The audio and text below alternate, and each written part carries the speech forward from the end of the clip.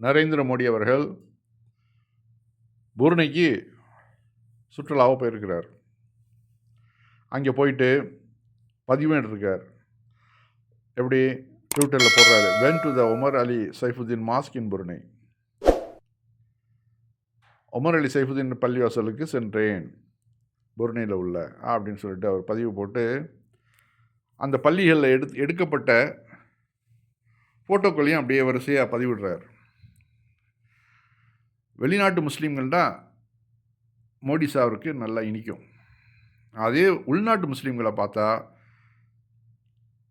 அப்படியே வெறுப்பு வந்து எந்த அளவு அவர் வெறுப்பை காட்டணுமோ அந்த அளவு வெறுப்பை காட்டுறார்.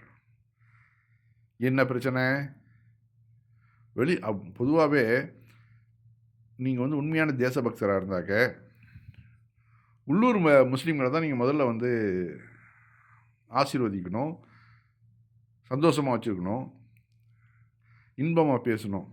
ஆனால் அத்தனைக்கு மாற்றமாக நீங்கள் வந்து ஃபாரின்னு போயிட்டீங்கன்னாக்கா அங்கே வந்து அந்த மக்களை ரொம்ப சந்தோஷமாக, அது கல்ஃபுக்கு வந்தாலும் சரி, சவுதி அரேபியா, துபாய், இப்படி எங்கே போனாலும், புருனை, இப்படி மலேசியா, மற்ற எந்த நாட்டுக்கு போனாலும் சரி, அங்கே உள்ள முஸ்லீம்களோட ரொம்ப சந்தோஷமாக இருக்குவீங்க. ஆனால் சொந்த மக்கள், சொந்த முஸ்லீம்களை வந்து வெறுக்கிறீங்க. இன்றைக்கி பாருங்கள், அஸ்ஸாமில் ஒரு 20 ஃபேமிலியிலேருந்து ஒரு ஆளை பிடிச்சி அப்படியே கொண்டு போய் உங்கள்கிட்ட வந்து ஆவணங்கள்லாம் சரியில்லை அப்படின்னு சொல்லிட்டு கொண்டு போய் டிடெக்ஷன் கேம்பில் கொண்டு போய் தூக்கி போட்டானுங்க. அவ்வளோதான். இப்போ வந்து அவனுக்கு ஆவணங்கள் சரியில்லைன்னாக்க கிட்டத்தட்ட 20 வருஷம் 30 வருஷம் அவன் இங்கே இருக்கிறான். அவன் பிறந்தது, ஸ்கூல் சர்டிஃபிகேட்லேருந்து எல்லாமே வச்சுருக்கிறான். இப்போ வந்து அவனை போய் நீ வந்து ஆவணம் சரியில்லை, ஏதாவது நீ கேட்குற ஆவணம் சரியில்லைன்னு சொல்லிட்டு தூக்கி போட்டாக்க அவனை வந்து 30 வருஷம் என்ன 40 வருஷம் இந்த இந்தியாவில் இருக்க வச்சது யாருடைய குற்றம்? இப்போ அவன் எங்கே போவான்? அதை சொல்லுங்கள் முதல்ல. அவனே வந்து இல்லீகலாக வந்திருக்கிறான், வந்துட்டான், சரி, வந்தவனை நீங்கள் எப்படி அலோவ் பண்ணீங்க? பார்டரில் வந்து ஏன் செக்யூரிட்டி ஒழுங்காக போடல?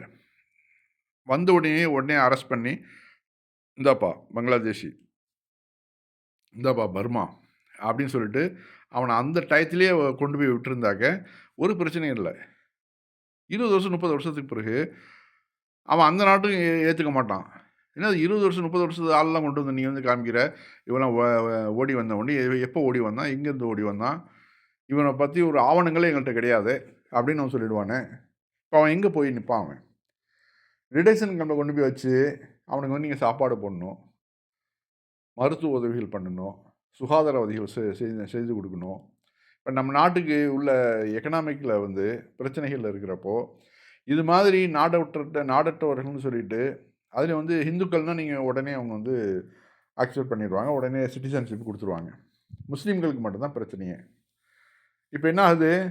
கொண்டு போய் அங்கே அதாவது இந்து மதத்தை இவங்க வளர்க்குறாங்களாம். அப்படி அந்த இந்துக்கள் முஸ்லீம்களை கூப்பிட்டு போய் வச்சு பிரெயின் வாஷ் பண்ணுவாங்க டிடெக்ஷன் கேம்பில் வச்சு. இங்கே பார், நீ வந்து இஸ்லாத்தை விடணும், ராமனை கடவுளை ஏற்றுக்கணும், இந்த மாதிரி இதெல்லாம் கையெழுத்து போடு, இனிமேல் வந்து பள்ளிவாசலுக்கு போக மாட்டேன் அப்படி அப்படின்னு எல்லா கண்டிஷனையும் போட்டு வாங்கிக்கிட்டு நீ உனக்கு சிட்டிசன்ஷிப் கொடுத்துட்றாங்க. நீ திரும்ப முஸ்லீமாக மாறின உனக்கு சிட்டிசன்ஷிப் கிடையாது. இதெல்லாம் எத்தனை நாளைக்கு? இவங்க கொண்டு வர இந்த சிஸ்டத்தோட லாஸ்ட்டில் நீங்கள் போய் முடிவு உழவி பார்த்தீங்கன்னா அங்கே தான் நிற்கும். இவர்களுக்கு இந்து மதத்து மேலே உண்மையிலேயே பற்று இருந்துச்சுன்னா என்ன பண்ணோம்? இந்து மதம் ஏன் வந்து தேய்ந்து போகுது? அங்கே உள்ள ஜாதிய கொடுமைகள், ஜாதிய அடக்குமுறைகள், மேலே நான் உயர்ந்தவன் நீ தாழ்ந்தவன் அப்படின்னு சொல்லிட்டு இன்றைக்கி வரைக்கும் படங்களெல்லாம் நம்ம பார்க்குறோம். மாரி செல்வராஜ் எடுக்கக்கூடிய படங்கள்லாம் நம்ம பார்க்குறோம். இப்படி வந்து உங்களுடைய இந்து மதத்தில் வந்து இவ்வளோ அழுக்குகளை நீங்கள் வச்சுருந்து துடைக்காமல் முஸ்லீம்களை போய் மிரட்டுறது, முஸ்லீம்களை வந்து மதம் மாறக்கூடாதுன்ட்டு, மதம் மாறினாக்க உனக்கு பெரிய பிரச்சனை, சண்டை, உடனே அவனை வந்து பிரச்சனை பண்ணி அவனை ஏதாவது சண்டையில் இழுத்து விட்டு அவனை வந்து போலீஸு கேஸுன்னு இழுக்க அடித்து அவனை வந்து நிம்மதி இல்லாமல் ஆக்கணும். இப்படிலாம் பண்ணினா நீங்கள் வந்து இந்து மதத்தை வளர்ந்துருமா? ஆக வந்து நீங்கள் முதல்ல வந்து நேற்று முந்தா நாள் பாருங்கள், ஒரு வயதானவர் மாட்டுக்கறி வச்சுருக்கிறான்னு சொல்லிட்டு அவனை போட்டு அந்த ஆளை போட்டு அடித்து கண்ணெல்லாம் இது மாதிரி ஆக்கி நேற்று ஒரு ஹிந்து பையனை அதே மாதிரி அடித்து அவன் வந்து பீஃபு கொண்டு போகிறான்னு சொல்லிட்டு அவன் முஸ்லீம் நினச்சி அடித்து ஆளையும் கொண்டு விட்டானுங்க. 4 பேரை அரெஸ்ட் பண்ணி வச்சுருக்கிறானுங்க. அதான் ஒரு ஆள் கேட்குறாப்புல, அந்த அவருடைய பதிவுலேயே ஒருத்தன் கேட்குறான், mosque in India will be demolished, attacked, targeted, demolished, called in illegal and what not. But the mosque of other countries will be okay to visit and praise. அவ்வளோதான். உள்நாட்டு உள்ள பிரச்சனைகள், பல பிரச்சனைகள் கொடுப்பீங்க முஸ்லீம்களுக்கு. அதே தான் வெளிநாட்டுக்கு போனாக்க கப் சிப்னு வாயை பொத்திட்டு அதை வந்து பாராட்டி பேசுவீங்க. இது என்ன ஒரு மனநிலை இது? அதான் இந்த ஆள் கேட்குறாப்புல. இது வந்து நமக்கு எவ்வளோ பெரிய கேவலம் இது. ஒரு நாட்டு பிரதம மந்திரி இது மாதிரி வந்து தன்னுடைய நாட்டு மக்களையே வந்து இது மாதிரி ஓர வஞ்சனையோட பார்க்குறது, அவர்களை வந்து எந்த வகையிலையாவது சிரமத்தை கொடுக்கணும்னு நினைக்கிறது. இது வந்து எத்தனை நாளைக்கு ஓடும்? அவன் அந்த குடும்பத்தை அப்படியே அலறி அடிச்சுக்கிட்டு அதாவது ஒரு குடும்பத்தில் 10 பேர் இருக்கிறான், அதில் 2 பேரை நீங்கள் கொண்டு பிரித்து கொண்டு போனீங்கன்னாக்க அவன் வந்து எவ்வளோ பெரிய வருத்தப்படுவான். அவனுடைய அந்த காணொலியை பார்க்கும்போது நமக்கு அப்படியே கண்கள் கண்ணீர் வருது. அப்படியே அவன் ஒரு பொண்ணு மயக்கம் போட்டு கீழே விழுவுறான். என் குடும்பத்துலேருந்து ஒரு ஆளை கொண்டு போயிட்டீங்க அப்படின்னு சொல்லிட்டு. அங்கே கொண்டு போய் வச்சு உங்களுக்கு இப்போ இந்தியாவுடைய பொருளாதார சூழ்நிலையில் இப்படி ஒவ்வொரு ஸ்டேட்லேயும் நீங்கள் வந்து டிடெக்ஷன் கேம்ப் ஏற்கனவே அமித்ஷா உண்டாக்குனது தான். அங்கே கொண்டு போய் நீங்கள் வச்சு எத்தனை நாளைக்கு நீங்கள் சோறு போடுவீங்க அவனுக்கு? எத்தனை நாள் மருத்துவ உதவி செய்வீங்க? சுகாதார வசதிகள் எப்படி செய்வீங்க? பிள்ளைங்களுக்கு இப்போ பிள்ளைங்கள்லாம் இருக்கும் நிறையா. அந்த பிள்ளைங்களுக்கெல்லாம் படிப்பு வசதிகள் எங்கே? யார் கொடுக்கறது? அதுக்கெல்லாம் செலவு பண்ணுறது யார்? ஏற்கனவே காசு இல்லாமல் இங்கே தடுமாறிக்கிட்டு இருக்கிறப்போ இந்த தொல்லைகள்லாம் எதுக்கு? ஏன் இந்த நாட்டை போட்டு இப்படி குட்டிச்சாராக்குறீங்க?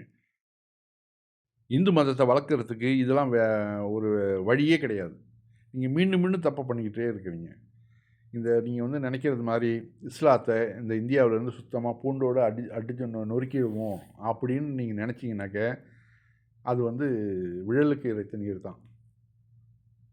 இங்கே வந்து இஸ்லாத்தை பொறுத்த வரைக்கும் உங்கள் இந்து மதத்தில் இந்த ஜாதி கொடுமைகள், ஜாதி வேற்றுமைகள் இருக்கிற வரைக்கும் இங்கே இஸ்லாம் நல்லா ஸ்ட்ராங்காக இருக்கும். இந்தியாவை பொறுத்த வரைக்கும் நீங்கள் என்றைக்கு வந்து இந்த ஜாதி கட்டுப்பாடுகள்லாம் உடைக்கிறீங்களோ, அது சம்பந்தமான மத நூல்களெல்லாம் தூரமாக்குறீங்களோ, அப்போ தான் வந்து இந்து மதம் செழிப்புறும். அதை விட்டுட்டு நீங்கள் முஸ்லீம்களை கொடுமைப்படுத்துறதுனால மேலும் மேலும் வெறுப்பு ஏற்பட்டு, முஸ்லீம்கள் மேலே அனுதாபம் ஏற்பட்டு, அந்த மக்கள் மேலும் மேலும் இஸ்லாத்தை தான் நோக்கி வருவாங்க. அதுதான் நம்ம பார்த்துட்ருக்குறோம். நீங்கள் திரும்ப திரும்ப வந்து மோடியும், அமித்ஷாவும், மோகன் பாகவத்தும் முஸ்லீம்களை வந்து டார்கெட் பண்ணி அவங்களுக்கு இம்சப்படுத்தி அவங்கள வந்து ஃபுல்லாக இந்துக்களை மாற்றிடுவோன்னு நினைக்கிறாங்க. அது வந்து இன்னும் 30 வருஷம் ஆனாலும் 40 வருஷம் ஆனாலும் அவர்கள் நினைக்கிறது நடக்க போகிறதில்ல. தேவையில்லாமல் மக்களுக்குள்ளே பிரிவினை உண்டு பண்ணி அவன் இவனை பகைவனாகவும் அவன் இவனை பகைவனாக பார்த்து இந்த நாடு கெட்டி குட்டிச்சவராக போகுது. அதுதான் கடைசியில் நடக்கும்.